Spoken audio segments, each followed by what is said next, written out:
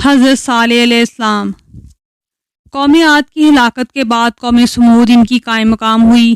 اللہ تعالیٰ نے انہیں بھی طویل عمری اور کثیر نعمت عطا فرمائی تھی، لیکن یہ بھی آخرکار اللہ تعالیٰ کی نافرمانی اور کفر و شرک میں مبتلا ہو گئے۔ ان کی اصلاح کے لیے اللہ تعالیٰ نے حضرت صالح علیہ السلام کو رسول بنا کر بھیجا۔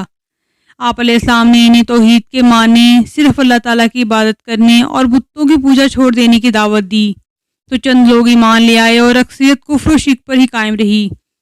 قوم کے مطالبے پر حضرت صالح علیہ السلام نے اونٹنی کی صورت میں معجزہ بھی دکھایا، لیکن وہ لوگ ایمان نہ لائے۔ حضرت صالح علیہ السلام نے انہیں اونٹنی کے متعلق چند احکامات دیے، جن سے کچھ عرصہ بعد قوم نے روگردانی کر لی اور موقع پا کر اونٹنی کو قتل کر دیا۔ پھر ایک گروہ نے حضرت صالح علیہ السلام کے گھر میں جا کر انہیں شہید کرنے کی سازش کی، تو نتیجے میں وہ سازشی گروہ عذاب الہی سے ہلاک ہو گیا، جبکہ باقی منکرین 3 دن کے بعد عذاب الہی کا شکار ہوئے۔ قرآن و حدیث میں حضرت صالح علیہ السلام اور ان کی قوم کے احوال اجمالی اور تفصیلی دونوں طرح مذکور ہیں۔ سمود عرب کے ایک قبیلے کا نام ہے۔ ایک قول کے مطابق یہ نام ان کے جد اعلیٰ سمود بن عاد بن اوس بن ارم بن سام بن حضرت نوح علیہ السلام کی نسبت سے رکھا گیا تھا۔ انہیں عاد ثانیہ بھی کہا جاتا ہے، قرآن مجید میں ہے، اور یہ کہ اس نے پہلی عاد کو ہلاک فرمایا اور سمود کو تو باقی نہ چھوڑا۔ لیکن یہ قوم سمود آل سمود کے نام سے زیادہ معروف ہے۔ رشتے میں یہ لوگ قوم عاد کے چچازاد تھے۔ قبیلہ سمود کے لوگ حجاز اور شام کے درمیان سرزمین ہجر میں آباد تھے۔ اللہ تعالیٰ نے اس قوم کو انتہائی زرخیز زمین عطا کی تھی، جس کی وجہ سے ان کی فصلیں خوب ہوتی اور باغات سرسبز و شاداب اور میووں سے بھرے ہوتے تھے۔ فن تعمیر میں ان کا کوئی ثانی نہ تھا۔ سنگلاخ پہاڑوں اور پتھریلی چٹانوں کو تراش کر نہایت خوبصورت، روشن، ہوادار اور مضبوط بلند و بالا مکانات بنا لینا ان کی تعمیراتی ہنر و کمال کا منہ بولتا ثبوت تھا۔ آج بھی عرب شریف میں ان کی بستیوں اور تعمیر کردہ مکانات کے آثار موجود ہیں، جنہیں مدائن صالح کہا جاتا ہے۔ اس جگہ کی حالت واقعہ عبرت کا منظر پیش کرتی ہے۔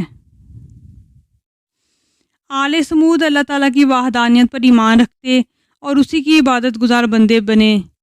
نیز قوم عاد کا عبرتناک انجام بھی ان کے پیش نظر تھا، جس سے ڈر کر یہ لوگ خدا کی نافرمانی سے بہت بچتے تھے، لیکن گزرتے وقت اور نعمتوں کی بہتات کے ساتھ جہاں ان میں غفلت اور جہالت بڑھی، وہیں یہ لوگ کفر و شرک کی نحوست کا بھی شکار ہوئے۔ چنانچہ ایک عرصے بعد کچھ لوگوں نے پتھروں کو تراش کر عجیب و غریب شکلوں کے بت بنائے، پھر مختلف نام رکھ کر انہیں خدا کا شریک ٹھہرایا اور عبادت الہی چھوڑ کر ان بتوں کی پوجا میں مشغول ہو گئے۔ رفتہ رفتہ انہی کی پیروی میں چند افراد کے علاوہ پوری قوم نے اس دلدل میں چھلانگ لگا دی۔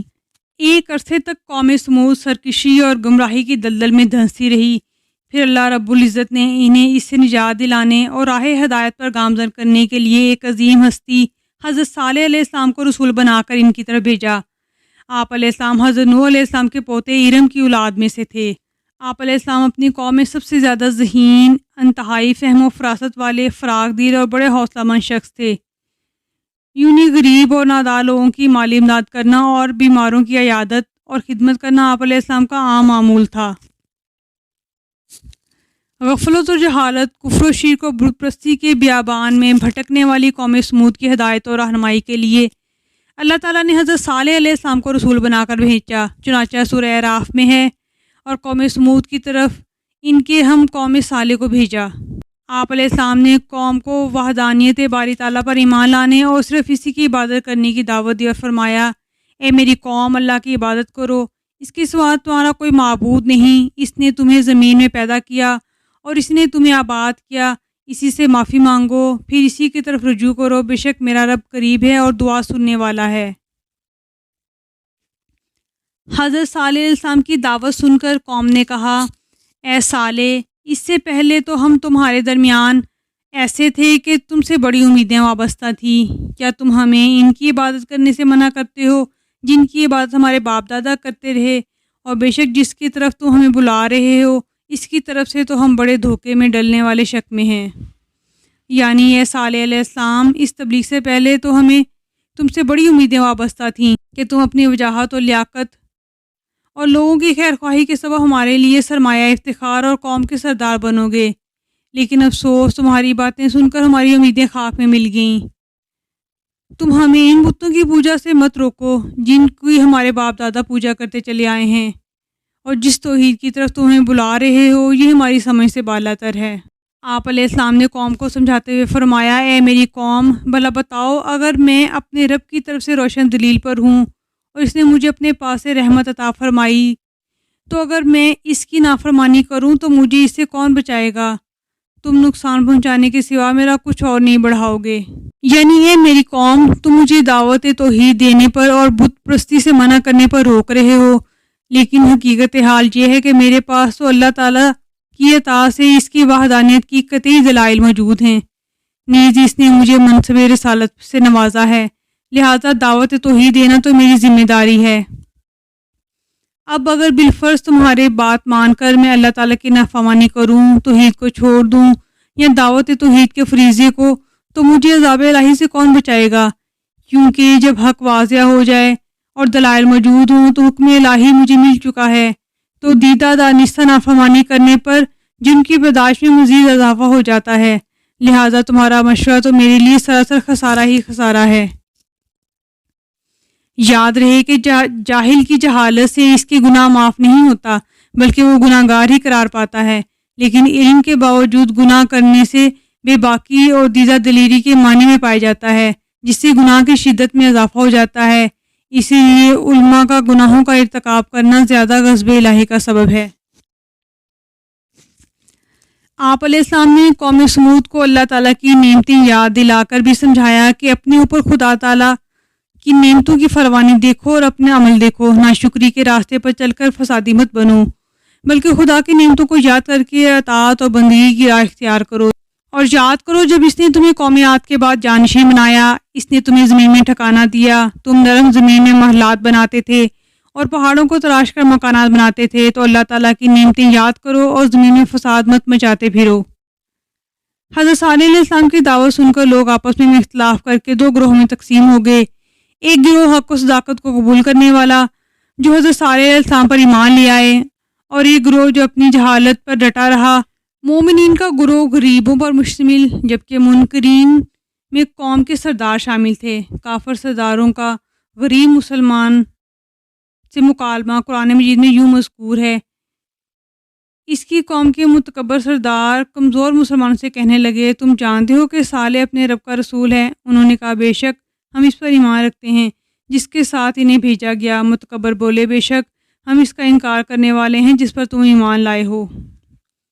مال و دولت کی فراوانی، سہولت کی کثرت، دنیاوی نعمتوں کی بہتات، آسودہ زندگی، خوبصورت باغات، عیش و مستی اور شب و روز کھانے پینے کی لذتیں اور امن و امان کے سائے اکثر و بیشتر انسان کو غفلت کا شکار کر دیتے ہیں، اور اپنی آنکھوں کے سامنے جنازے اٹھتا دیکھ کر بھی انسان خواب غفلت سے بیدار نہیں ہوتا، بلکہ سمجھتا ہے کہ شاید دنیا کی زندگی دائمی ہے اور مجھے کبھی بھی نہیں مرنا۔ حالانکہ بچپن سے جوانی، جوانی سے بڑھاپا، یہ سب چیزیں وہ ہیں جو زندگی کی حقیقت کا اشکار کرنے کے لیے کافی ہیں۔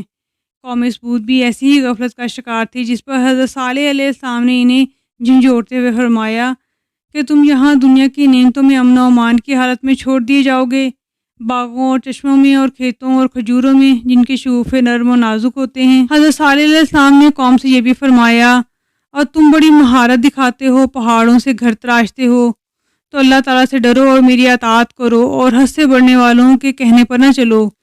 قوم کا یہ طرز عمل بتاتا ہے کہ جب باطل دلوں میں رچ بس جائے، قبول حق کی طرف سے دل کی اصلاح رغبت نہ ہو، دل پر گناہوں کا زنگ چڑھ گیا ہو، اور اہل حق کے بغض و کینہ اور دعوت کی پٹی آنکھوں پر بن جائے، تو سامنے کی واضح بات قبول کرنا بھی مشکل ہو جاتا ہے، اور سرکشی اس انتہا کو پہنچ جاتی ہے کہ آدمی خود اپنے پاؤں پر کلہاڑی مارنے کو تیار ہو جاتا ہے۔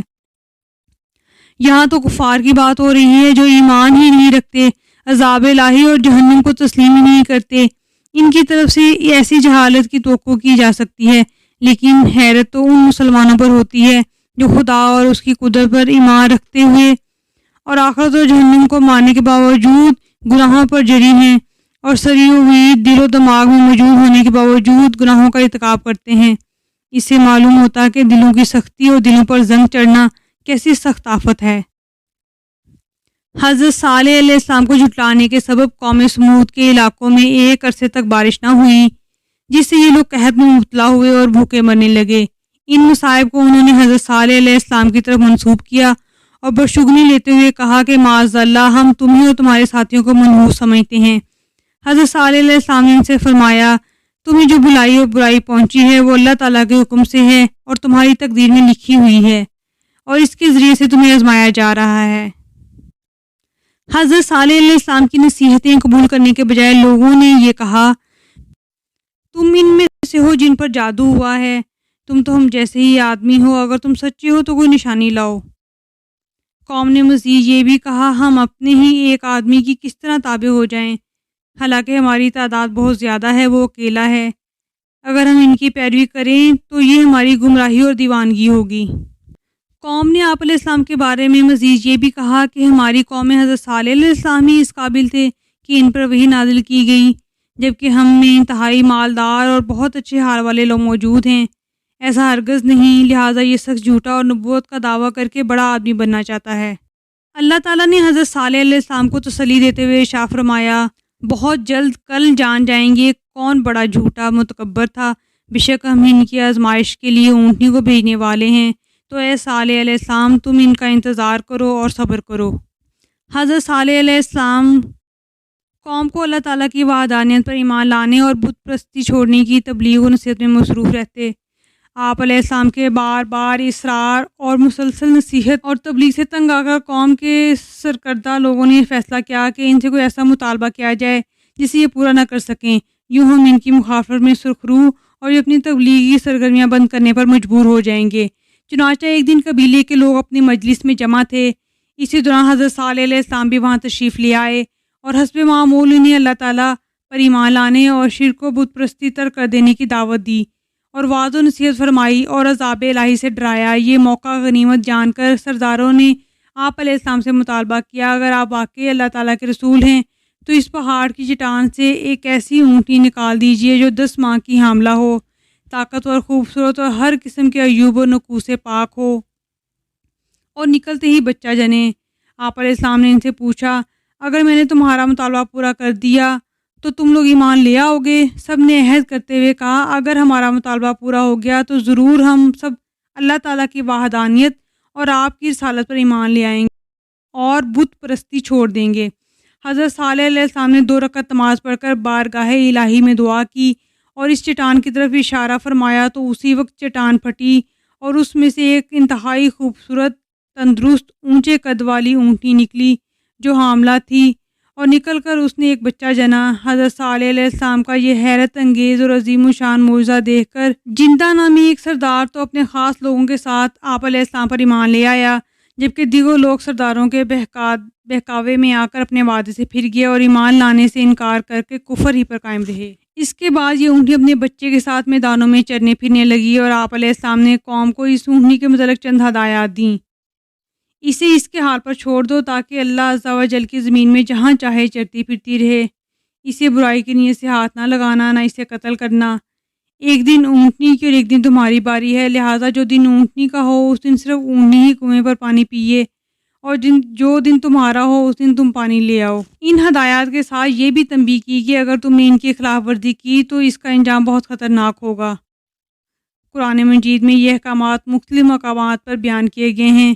بے شک تمہارے پاس تمہارے رب کی طرف سے روشن نشانی آ گئی، تمہارے لیے نشانی کے طور پر اللہ تعالیٰ نے یہ اونٹنی بھیجی ہے، تو تم اسے چھوڑے رکھو تاکہ اللہ تعالیٰ کی زمین میں کھائے اور اسے برائی کے ساتھ ہاتھ نہ لگاؤ ورنہ تمہیں دردناک عذاب پکڑ لے گا۔ اس اونٹنی کی پیدائش سے کئی معجزات کا ظہور ہوا۔ وہ اونٹنی نہ کسی پیٹھ میں رہی، نہ کسی پیٹ میں، نہ کسی نر سے پیدا ہوئی، نہ مادہ سے، نہ حمل میں رہی، نہ اس کی خلقت تدریجیاً کمال کو پہنچی، بلکہ طریقہ عادیہ کے خلاف وہ پہاڑ کے ایک پتھر سے دفعتاً پیدا ہوئی، اور اس کی یہ پیدائش معجزہ ہے۔ ایک دن وہ پانی پیتی اور دوسرے دن پوری قوم سمود۔ یہ بھی معجزہ ہے کہ ایک اونٹنی ایک قبیلے کے برابر پانی پی جائے۔ اس کے پینے کے دن اس کا دودھ دھویا جاتا اور وہ اتنا ہوتا کہ تمام قبیلے کو کافی ہوتا اور پانی کے قائم مقام ہو جاتا۔ یہ سب معجزات حضرت صالح علیہ السلام کے صدق نبوت کی زبردست دلیلیں تھیں۔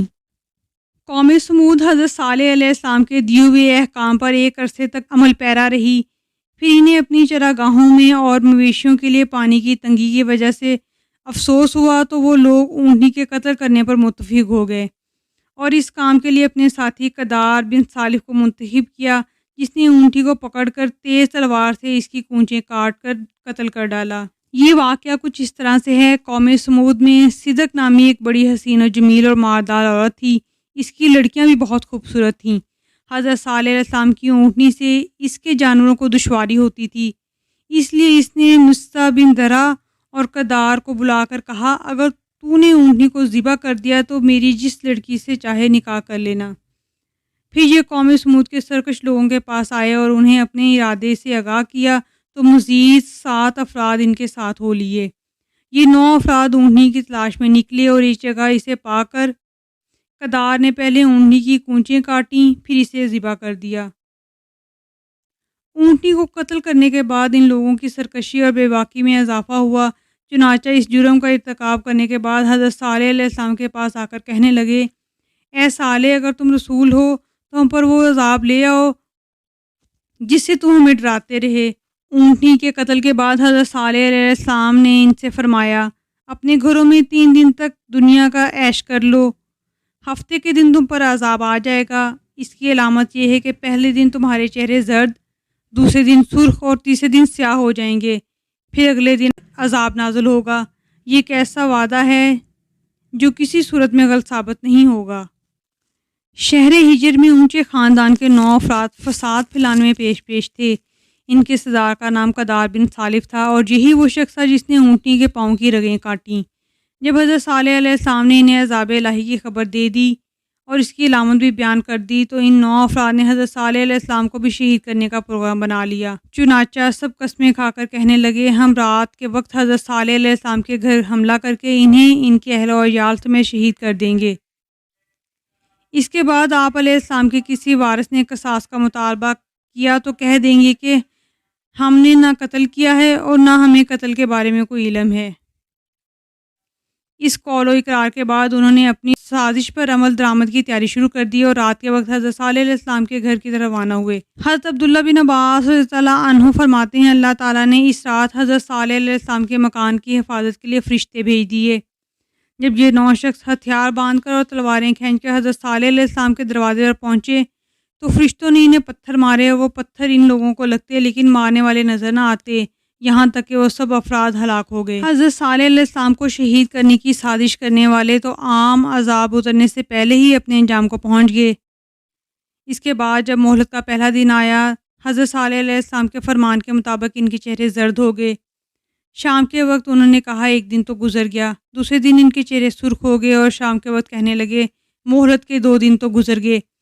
تیسرے دن ان کے چہرے سیاہ ہو گئے اور شام کے وقت کہنے لگے، حضرت صالح علیہ السلام کی دی ہوئی مہلت تو ختم ہو گئی اور ابھی تک انہوں نے جو کہا تھا وہ سب سچ نکلا، اب آگے دیکھو کیا ہوتا ہے۔ چنانچہ چوتھے دن یہ لوگ خوشبو لگا کر تیار ہو کر بیٹھ کر انتظار کرنے لگے کہ دیکھو کون سا عذاب آتا ہے۔ عذاب کے منتظر ان احمقوں نے صبح ہوتے ہی ایک ہولناک چیخ اور کڑک کی آواز سنی اور زمین میں زلزلہ آ گیا اور یہ لوگ تباہ و برباد ہو کر ایسے ہو گئے جیسے جانوروں کے پاؤں کے نیچے بکثرت روندی ہوئی گھاس ریزہ ریزہ ہو جاتی ہے۔